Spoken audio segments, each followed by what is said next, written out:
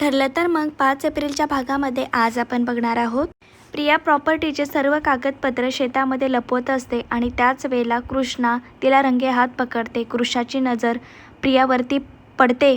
कृष्णा त्याच वेळेला सायलीला सर्व घडलेला प्रकार सांगते. तुमची प्रिया आमच्या शेतामध्ये आली आहे, नक्की ती काय करत आहे मी बघू का? अर्जुन सायली कृष्णाला म्हणतात हो बघ आणि तिच्यावरती चांगल्याच प्रकारे लक्ष ठेव. त्यावर कृष्णा हो म्हणते. तर प्रिया इकडे जमिनीमध्ये सर्व कागदपत्र गाडून येते. त्याच वेळेला ती शेतातून पळ काढत असते, पण कृष्णा तिला रंगेहात पकडते. तर प्रिया एका काट्याकुपाट्यात पडलेली असते. त्यावर कृष्णा प्रियाला म्हणते काय ग तू इथे काय करत आहेस माझ्या शेतामध्ये, ते पण रात्रीच्या वेळी?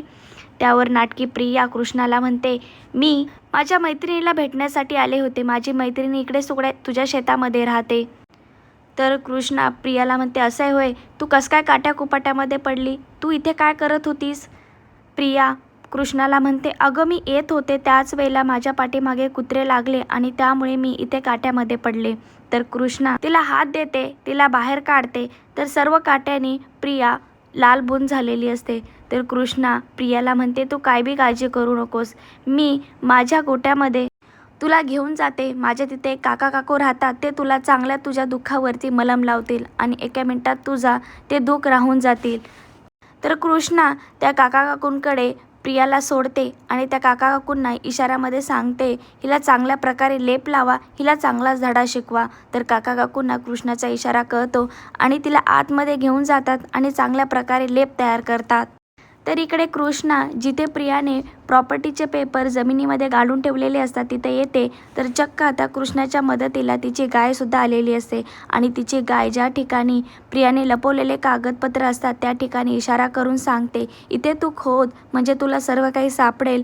तर कृष्णालासुद्धा गायीचा इशारा कळतो आणि ती लगेच त्या ठिकाणी खोदते. तर सर्व प्रॉपर्टीचे कागदपत्र सापडतात. पण कृष्णाला वाचता येत नसल्यामुळे ते सर्व कागदपत्र ती अर्जुन सायलीला पाठवते आणि हे बघा हिने इथे काय लपून ठेवलं आहे आता तुम्हीच सांगा. तर अर्जुन आणि सायली रविराजला सुद्धा सांगतात तुम्ही कृष्णाच्या शेतामध्ये जा, प्रिया तिथेच गेली आहे आणि नक्की तिचे काय कारस्थान चालू आहे ते सुद्धा पहा. तर रविराजसुद्धा लगेच तिथे गेलेला असतो आणि प्रियाने लपवलेले कागदपत्र पाहून त्याला खूप मोठा धक्का बसतो. रविराज कृष्णाला म्हणतो हे माझे सर्व प्रॉपर्टीचे कागदपत्र आहेत, मी गोळा केलेले LIC वगैरे ह्या सर्व आहेत आणि याच गोष्टी चोरून ती इथे लपून ठेवत होती. किती मूर्ख मुलगी माझ्या नशिबामध्ये आली आहे. या गोष्टीचा खरंच रविराजला अतिशय पश्चाताप होत असतो. असं सिरियलचे सर्वात आधी अपडेट पाहण्यासाठी माझ्या चॅनलला सबस्क्राईब करा.